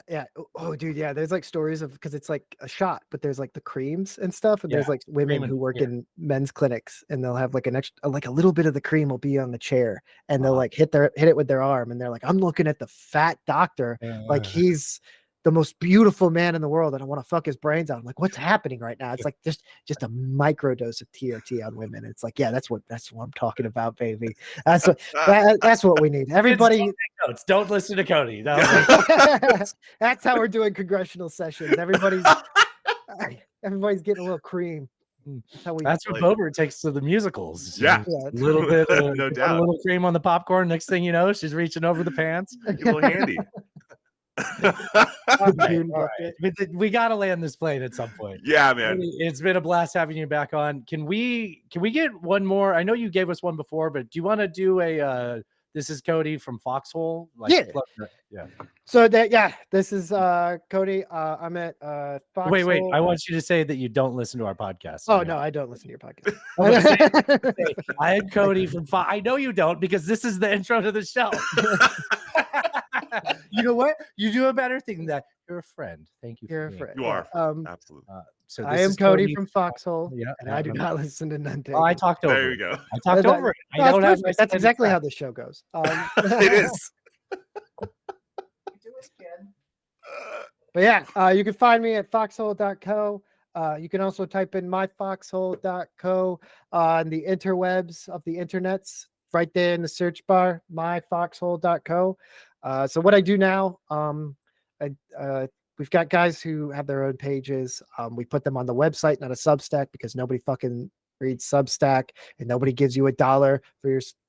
Nobody gives you a goddamn $1 for your stupid ass Substack. Be a man, make a website, get a veteran coffee company to sponsor you, and do dumb things like a goddamn red-blooded American. Here. And so we have our own website. We have an Instagram. I need to start tweeting or Xing or whatever the kids call it these days. And I'm going to be doing YouTube videos. Oh, nice. Right on. Don't be an Xer. No, it can't be Xing. I didn't hear what you just said. I was going to say tweeting, but I need to post my videos on the Twitter or the Twitter. I tweet. Twitter. What is the action of tweeting? Because that tweeting, I was tweeting because you could be, Trump used to.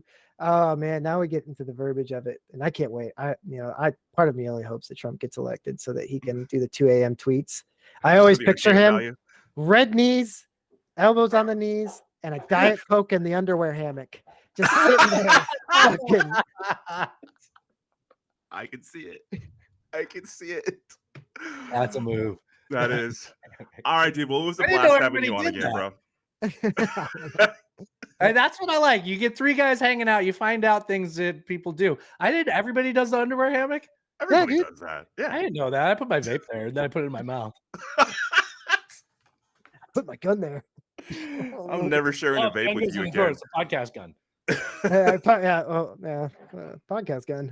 Nice. Hey, there we go. Nice. We got Alan, where's your podcast gun? That's right. You're in I have a California. phone. Yeah. Dude, So here, man, I gotta go. But the Toronto mayor literally said, "Make sure you leave your keys by the door so that played it on the show. okay. Played that shit on the show. Right. Thanks again for coming on, man. All Love right, you Cody. guys. Take care, Stay man. safe. Love you. Cheers. Mwah. Dude, that was so much fun. That was fucking awesome. Yeah. I didn't end the call. That was Yeah. close. I didn't know you were going to keep talking. Hey, Yeah. that was a blast. Yeah. That was a blast. I told Natasha no later than 8:30. So I will You better go then. talk to you tomorrow and we'll do some headlines. Hell yeah. All right, bro. Okay. Drive safe. Wait.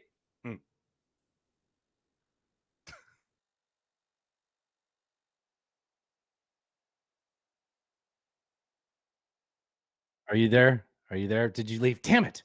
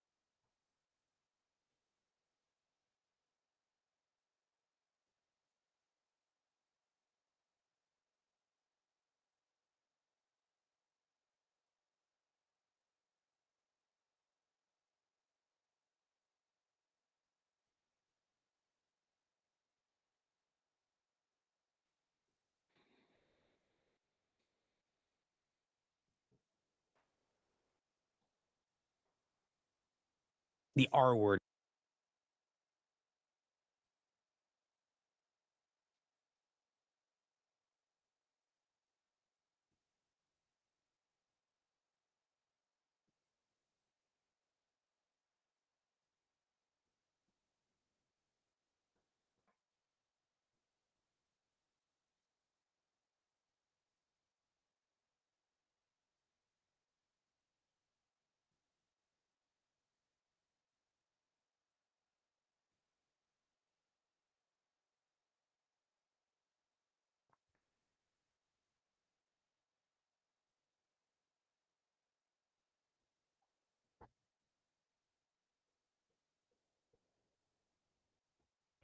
Hey, can you come back on really quick? What? Okay. 1 minute. What's that?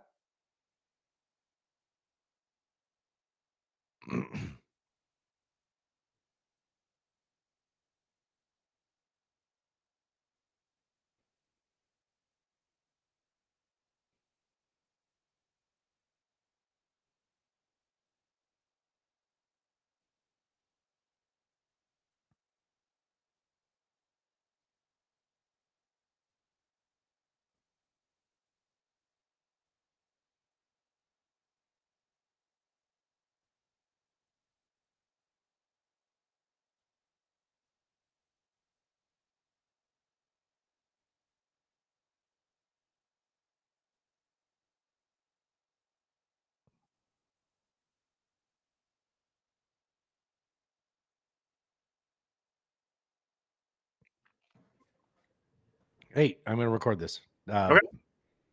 No, and their lives. What's up? As soon as we start, we're just going to sort of improvise an intro to the show. Oh, okay. Okay.